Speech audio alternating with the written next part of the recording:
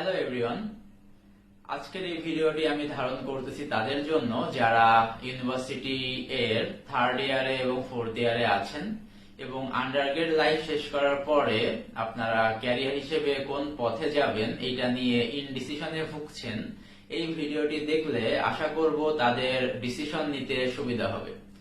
আমি তৌহিদুল ইসলাম, আমি পড়াশোনা করেছি Rajshahi university of engineering and টেকনোলজিতে কম্পিউটার সায়েন্স এন্ড ইঞ্জিনিয়ারিং ডিপার্টমেন্টে এবং বর্তমানে একটা প্রাইভেট ইউনিভার্সিটিতে লেকচারার পজিশনে আছি এবং আমি ইতিপূর্বে আরো অনেক ইউনিভার্সিটিতে টিচিং প্রফেশনে ছিলাম এবং আমি চেষ্টা করব আমার রিয়েল লাইফ এক্সপেরিয়েন্স গুলো আপনাদের সাথে শেয়ার করতে, যাতে আপনারা উপকৃত হতে পারেন। যেহেতু আমি গভর্নমেন্ট একটা ইউনিভার্সিটিতে পড়েছি এবং আপনাদের টাকাই পড়াশোনা করছি, তো আমার একটা দায়বদ্ধতা আছে যে আপনাদের সাথে এই জিনিসগুলো যদি আমি শেয়ার করি এবং এই ভিডিও দেখেই হয়তো অন্য কোনো একটা স্টুডেন্ট উপকৃত হবেন এবং এই জিনিসটা দেখলে আমার আসলে অনেক ভালো লাগবে এবং এই ভিডিও থেকে যদি কেউ এরকম মোটিভেশন পান এবং রাইট একটা ক্যারিয়ার গাইডলাইন পান, সেক্ষেত্রে এই ভিডিওটা ক্যাপচার করা আমার জন্য সার্থক হবে বলে আমি মনে করি।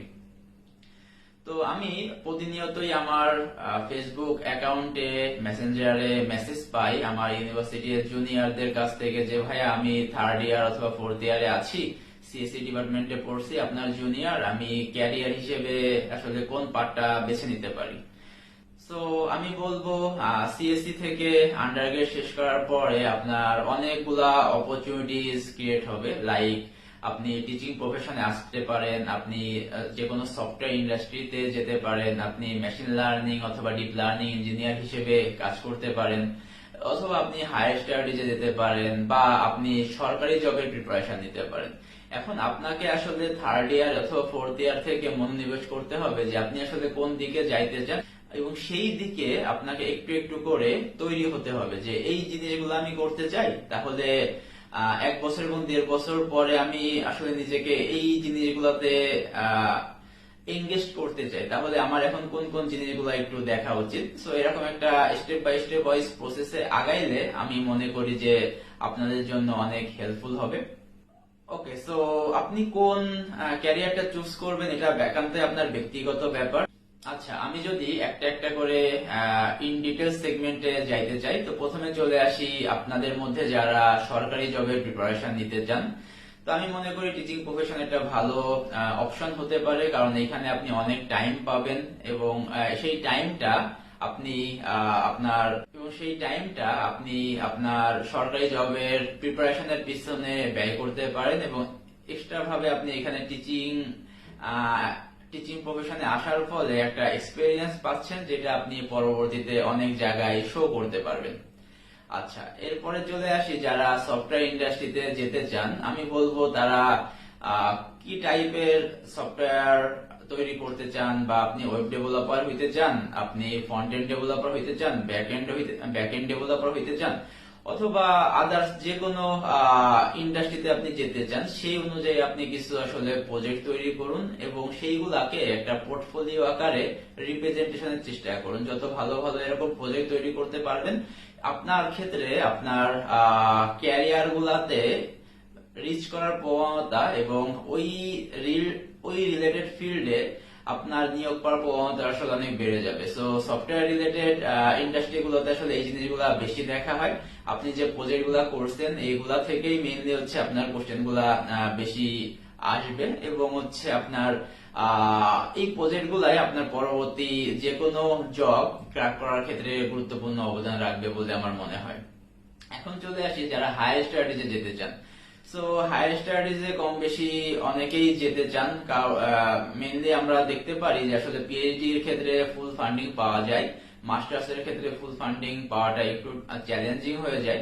সো যারা হায়ার স্টাডিজে যেতে চান, এটার জন্য আমাদের আইএলটিএস, টফেল এবং জিআরই এর প্রিপারেশন লাগে। এছাড়াও আমাদের যদি রিসার্চ পেপার থাকে, এটাও আমাদের যে কোনো একটা ভালো ফান্ডিং পেতে খুব গুরুত্বপূর্ণ ভূমিকা পালন করে।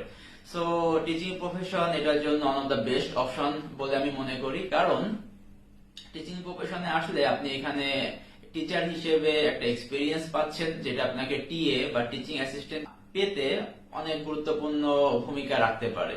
এবং এছাড়াও আপনি বেসিক্যালি অনেক টাইম পাবেন টিচিং প্রফেশনে আসলে, যেটার জন্য আপনি জিআরই, আইএলস এবং টফেল এই যে প্রি রিকুইজিট গুলা, এইগুলার আপনি প্রিপারেশন নিতে পারবেন।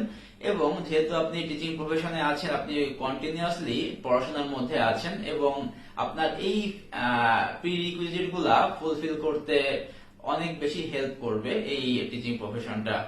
দেন আমি চলে আসি যে কারা টিচিং প্রফেশনে আসবেন। সো টিচিং প্রফেশনে আসলে তারাই আসবেন যাদের মোটামুটি একটা ভালো সিজিপিএ থাকে, তাদের টিচিং প্রফেশনে চান্স পাওয়ার পসিবিলিটিটা বেশি থাকে। কারণ এইখানে মেইনলি তিনটা এক্সাম হয়, লাইক রিটেন, ডেমো এবং ভাইবা। এই তিনটাই মেইনলি হচ্ছে আপনি ক্র্যাক করার পরেই দেন হচ্ছে আপনাকে টিচার হিসেবে নিয়োগ দেওয়া হয়।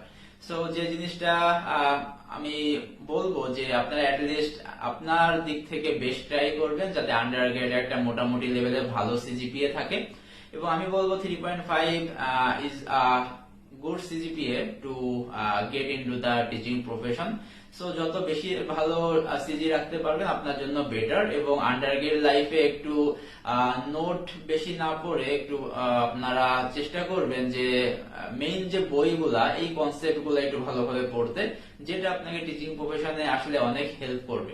দেখবেন যে অনেক যে জিনিসগুলা আপনি ইউনিভার্সিটি লেভেলে বুঝতেন না, কিন্তু আপনাকে যখন এই জিনিসটা আপনার ক্লাসে যে রিপ্রেজেন্ট করতে হবে, অবশ্যই আপনাকে ওই রকম প্রিপারেশন নিয়ে যেতে হবে। সো এটা আসলে একটা টু ওয়ে কমিউনিকেশন, যে টিচারেরও আসলে এনরিচ হয় তার নলেজটা, অ্যাজ ওয়েল অ্যাজ আপনি আপনার স্টুডেন্টকেও আপনার নলেজ দিয়ে হেল্প করতে পারতেছেন।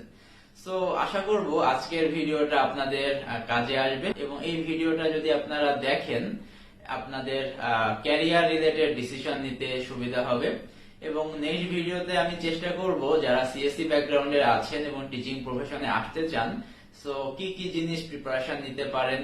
যেহেতু আমরা সিএসসি ব্যাকগ্রাউন্ডে অনেক সাবজেক্ট পড়ি, সো ওই অনেকগুলো সাবজেক্ট আসলে যখন আমাদের জবের ইন্টারভিউতে যেতে হয় বা জবের জন্য আমাদের ডাকা হয়, তখন আসলে একসাথে এতগুলা সাবজেক্টের প্রিপারেশন নেওয়া খুব টাফ হয়ে যায়।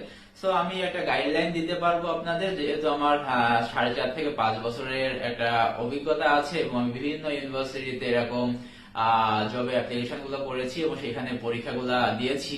সো আমি আপনাদের এই ব্যাপারে কিছুটা গাইডলাইন দিতে পারবো এবং আমি বিশ্বাস করি আপনারা যদি এই গাইডলাইন্সটা মোটামুটি ফলো করেন, যে কোনো প্রাইভেট ইউনিভার্সিটিতে আপনার নিয়োগের পসিবিলিটিটা অনেক বেশি বেড়ে যাবে।